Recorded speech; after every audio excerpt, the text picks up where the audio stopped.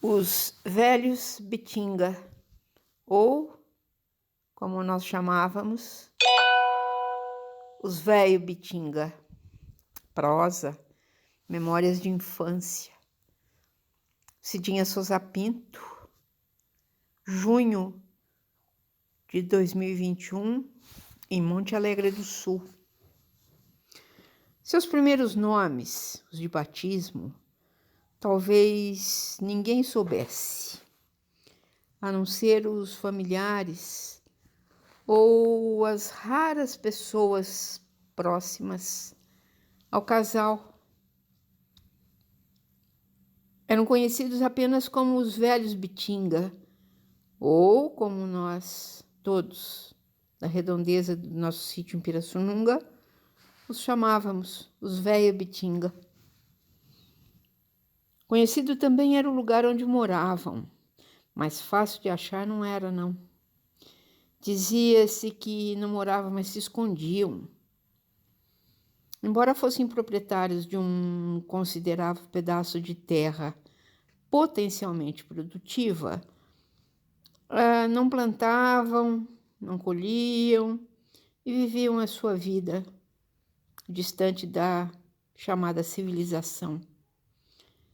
Embora esse sítio fosse, calculando, uns 15 quilômetros da cidade, a estrada que passava na frente era de terra firme, batida, e considerada muito boa para o tráfego de carroças, charretes, animais. Mas se chegar ao sítio dos velhos Bitinga, difícil. Eram nossos vizinhos de terra.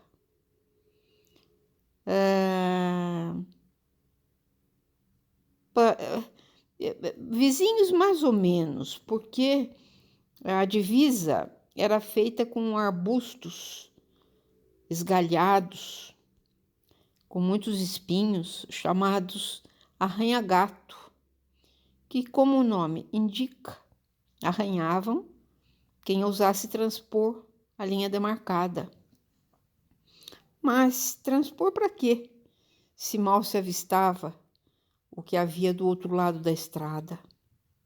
Mistura de plantas, mato e capim era de tal maneira que ficava muito difícil identificar quaisquer espécies.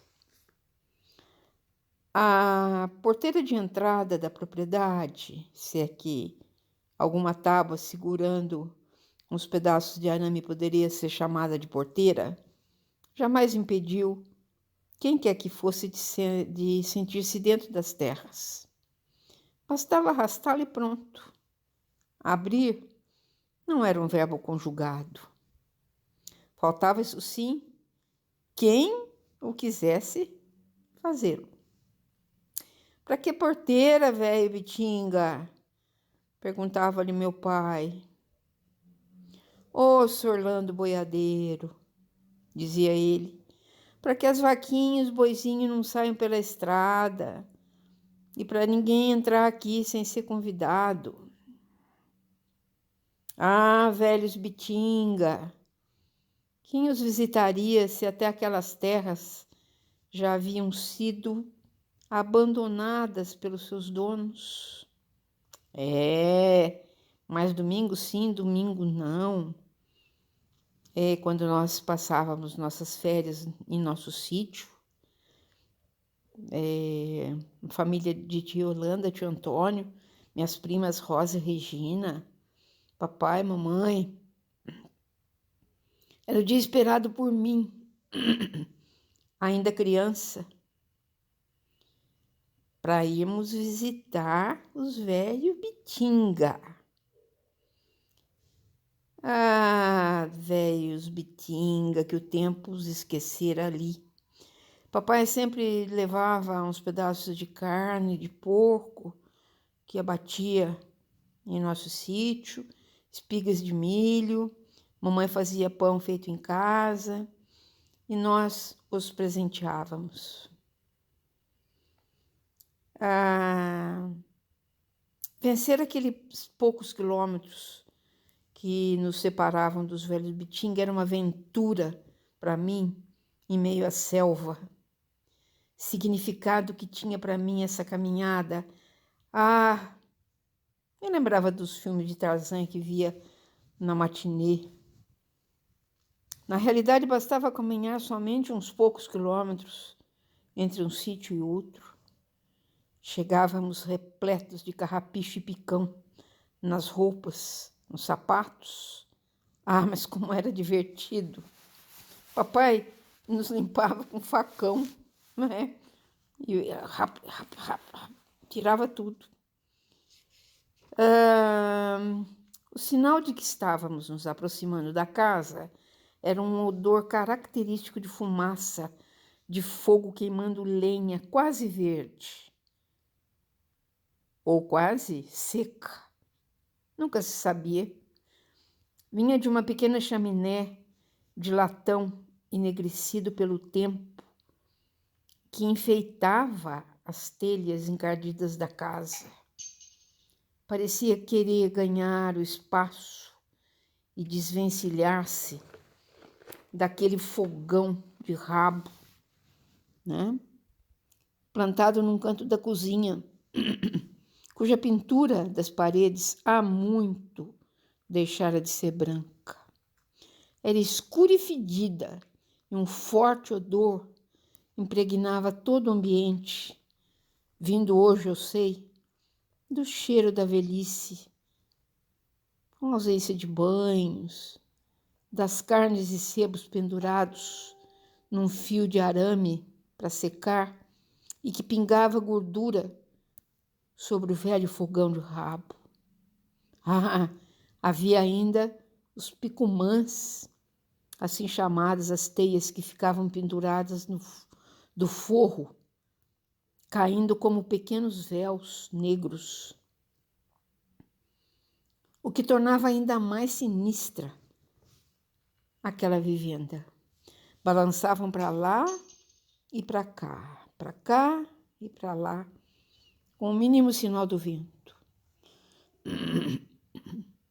Os velhos Bitinga e sua casa incrustada entre duas velhas mangueiras eram a antítese da vida, hoje eu sei, mas pareciam ter saído de um conto de fadas.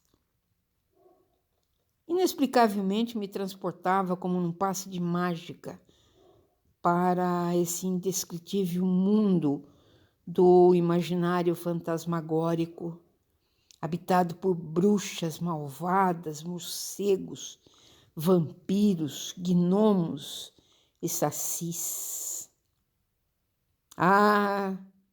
Essa fantasia de criança, à noite sonhava, tinha pesadelos. No chão da varanda da casa poderia ser visto algum vestígio de piso cimentado, marcas de um passado remoto. Os bancos de madeira, pregados e repregados, balançavam para lá e para cá. Teriam pernas tortas? Ou o chão já perdera sua base?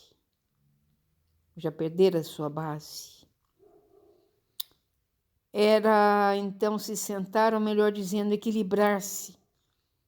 E logo já vinha um cafezinho servido pela dona Bitinga, velha sem o primeiro nome, ou pelo menos não me lembro, miúda de estatura, cabelos quase brancos, enrolados em birote sobre a nuca, e rosto enrugado, fazendo inveja mais enrugada das uvas passas, como se dizia, dona Bitinga. Perdera seu primeiro nome e seu sobrenome de moça de família. Que família? Como entender o significado do que chamam identidade para uma menina de 9, 10, 11 anos? Comíamos pedaços de bolo de milho assado em forno barrigudinho eu e minhas primas. Esse forno era movido a lenha verde, então o bolo vinha cheirando a fumaça. E eram acompanhados por um café no copo. Ah, esse hábito, quem tira de nós? Adoro café no copo. Mas que delícia essa mistura de odores e sabores. Sabor de infância, do manjar dos deuses, do quero mais um pedaço, sobre os olhares permissivos de minha mãe. Nós saímos da varanda, lugar de receber visitas, porque a casa deveria estar sendo ocupada por vampiros, morcegos e tantos outros do mundo fantástico, seus domínios, em nossa imaginação de criança. O domingo se acabava e os dias seguintes se sucediam sem sequer ser marcados na folhinha, chamado calendário, né? Pendurada na parede da sala. Os anos que ali estavam morando já haviam deixado o tempo para trás. Papai perguntava: não faz passeio aos domingos, velhos Bitinga? Para onde ir, se olhando o boiadeiro? Até arriar a égua, até atrelar na carroça, até fazer a égua andar, porque ela é empacadeira. Mas vai ficando por aqui mesmo, respondia o velho, o porta-voz do casal, invariavelmente com o chapéu preto, já desfeito pelo tempo, enterrado em sua cabeça. O português, a língua portuguesa reinventada, adquiria maravilhosos contornos mágicos, só desvendado e compreendido pelos iniciados. Jamais conheceram outra forma de se comunicar. Todos nos entendíamos. Tempo que corre. Não, voa menos. Mesmo. Menos para os velhos. Para os velhos Bitinga. Continuavam a alimentá-lo com a vida que lhes escapava, sem que percebessem. Era para se pensar se a vida também não se sentia abandonada, esquecida lá por aquelas bandas. Por que não plantam uma rocinha de arroz ou feijão, mesmo que for pro gasto, velhos Bitinga? Papai dizia. Isso, Orlando Boiadeiro, até plantar, até dar, até colher, nós vamos ficando por aqui mesmo. A velha sabedoria, tão envelhecida quanto eles, sempre foi guardada a 7 chaves, inviolável, imutável, como se a imobilidade lhes garantisse um lugar na vida. Não deveria ou poderia ser nada modificado. Era como se brincasse de estátua de sal, plantados no lugar, como as velhas mangueiras. Ah, velhos Bitinga, que me deram ao longo da vida a possibilidade de repetir suas frases sem culpa, quando a preguiça, a mãe de todos os vícios, me invadia. Até fazer, até ir, até dizer, até, sem culpa. Fico aqui imaginando, revendo cada momento de minha infância, ao escrever sobre os velhos Bitinga, sobre os velhos Bitinga, que quando se viram face a face com a morte, com a magrela, a lhes espreitar atrás da porta, terão dito com o fio de voz que ainda lhes restava. Mas até morrer, até carregar, até enterrar, até fazer missa. Que decepção para aquela mensageira. Tenho certeza de que os velhos Pitinga viveram para sempre. A casa era mesmo habitada por vampiros, morcegos, bruxas e sacis. Sempre acreditei, e eu acredito.